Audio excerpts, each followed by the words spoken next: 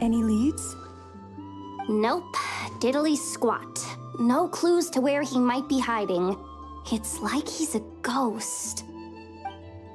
It feels like we're sitting on a powder keg that could go off at any second. Oh, I hate this feeling. I'd rather face him head on than be left hanging like this. So, you guys didn't find anything either?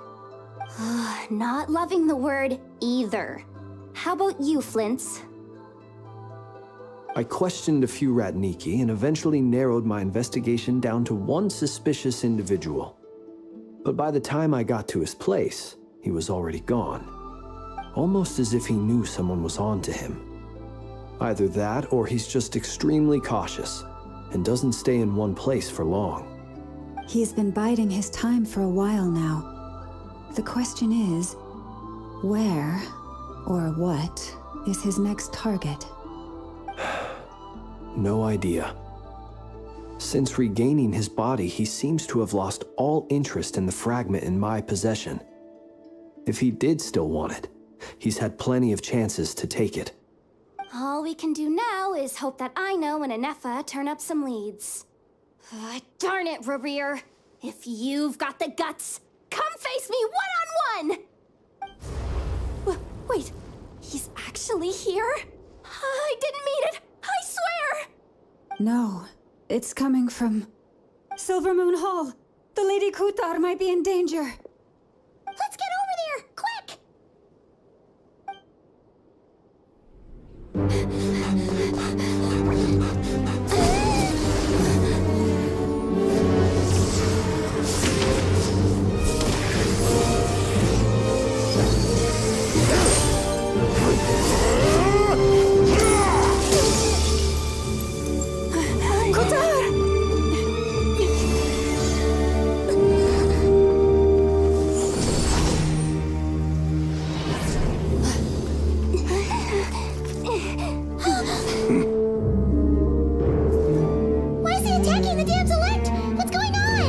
No time for questions. Stop him!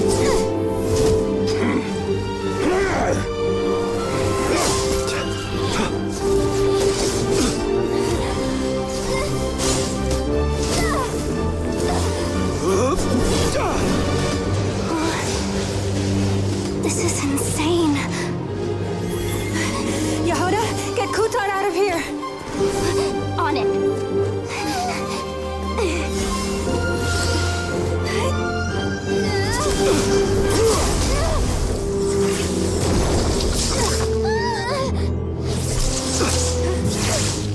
Look where your feeble light has gotten you. Now, you shall plunge into darkness. Thalindus, soon, I will find a way. Watch out!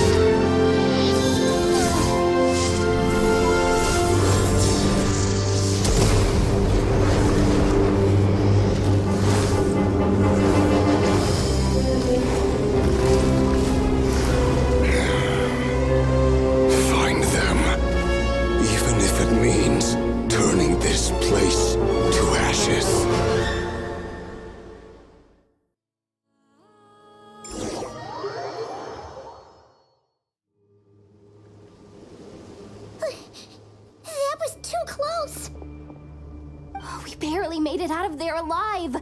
What's that guy's deal? How'd he get so crazy strong? He's a threat to this entire nation. I doubt his strength could even be measured by conventional standards. have a question. When me and Anefa showed up, we saw him chasing after this lady like he wanted her dead. What was that all about? We weren't there for the whole thing either. They were already duking it out by the time we arrived. Yeah, we didn't see how it all started. It all escalated so quickly, we had no choice but to step in. Kutar, can you shed any light on the situation? Kutar. Cross-checking database. I see. So you're the one that the Frost Moon Scions refer to as the Moon Goddess? Wait, she's the moon goddess? Oh, no wonder she looks just like all those statues. There are many reasons why people might worship the moon, and just as many why they might despise it. I've never met that person before, but there was no mistaking his deep-seated hostility towards me. Why he holds me in such contempt, I cannot say. But since he hunts the power of the moon, it's no surprise that I am a target. Kutar. There are many potential motives. For instance, you help the traveler escape his grasp. This could be his way of taking revenge.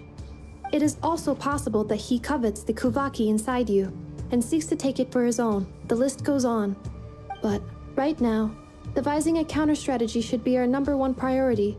The likelihood of this location being discovered is close to 100%. A counter strategy? But we don't stand a chance against an enemy like this.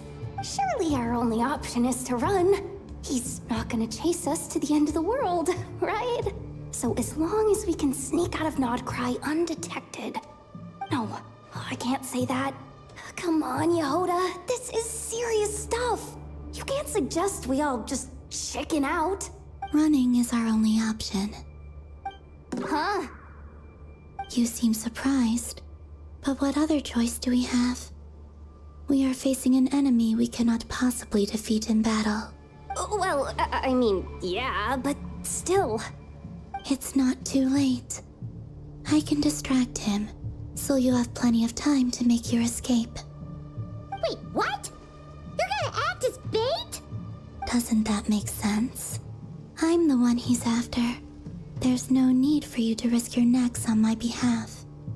A coyote doesn't stop for bypassers while it's howling at the moon. What is it, Loma? The Frost Moon Scions have already grown accustomed to life without their goddess. My presence here is no longer essential, and this is not my home, so you needn't ask me to stay. We can't just roll over and let him get away with this. That's not our style. Yeah, we can't just call it quits after everything we've been through together. Besides, she'd pretty much saved my life back there. If I just ditched her now, I'd never forgive myself. We can't overlook that you have saved our lives multiple times now. To talk of returning the favor would be a little crass for my liking. But suffice to say that we are friends, and friends look out for one another. Rira's true objective remains unclear. Even if we were to sacrifice Miss Kutar, there's no guarantee he would stop. But Kutar, I know why you left the Frost Moon Scions so long ago. It was because people started treating prayer as a form of trade. They would make self-centered wishes, force you to accept meaningless offerings in return, and then expect you to perform miracles for them, as if that were their entitlement. If it were me, I might have walked away too. But I believe that time can change everything, and that sometimes it takes losing something precious to appreciate its true worth. After much reflection, I've realized that this was never about whether the Frost Moon Scions need you. Any relationship based on need is purely transactional. What I truly hope is that you'll choose to stay, not out of obligation, but as part of our family. You were born here, and now you've returned. Who knows? Perhaps it was the moonlight that guided you home. thank you, Lauma. But my power is on the wane. I'm afraid I will be of little use to you now. Very well then. I'll do as you say. Both times you saved us, we were transported across great distances in an instant. Is that one of your powers as the Moon Goddess? It is, but I find it very draining. I barely managed to pull it off just now, and it will be some time before I'm strong enough to do so again. Rejected by the world, my power is dwindling. Like a lake, cut off from its source, slowly shrinking away. Now, it has almost run dry. What do you mean, rejected by the world? The 3 moons belonged to the ancient bygone era in which they came into being. From the moment I was born, the world itself has been steadily sapping away at my strength. The 3 moons are not one and the same. As the goddess of the Frost Moon, I cannot wield the powers of the other 2. Yet moonlight has a way of blending together. Each can reflect the other's glow. So when our fingers touched, I was able to restore my strength by drawing Kuvaki from the eternal moon's marrow. But this method of recovery is painfully slow. If only we could find the... It's the Wild Hunt! Even faster than we expected. We'll have to finish this conversation later. See how those Wild Hunt creatures are running away from us. They're likely just a scouting party, which means Rerir won't be far behind. Then what are we waiting for? Let's get the heck out of here! With one heart, we pray. Be silent. The night cometh. Oh, we just keep coming! This is right nuts! Rerir's closing in on us. We need to pick up the pace. There's too many of them! And this time, we can't fall back on Kutar's house to escape! This goes on much longer. Defensive mode engaged. By the frost moon falls, branches aside.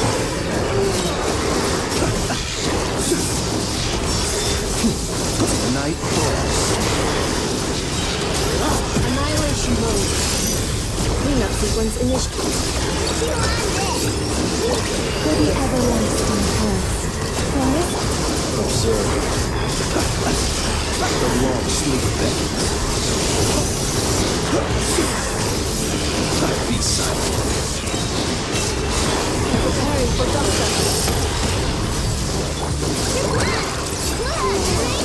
By the frost moon falls, you cold. Close your eyes. The night cometh. Observe. Night falls. Ultimatum protocol. Defensive mode indicated.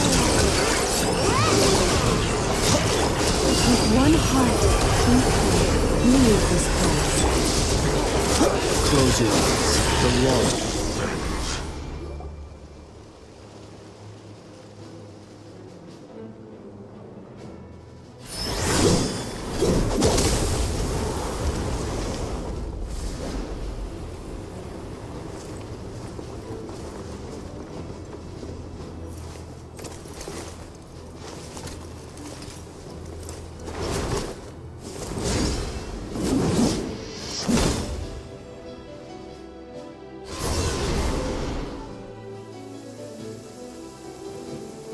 What's the matter? Bit off more than you could chew? Who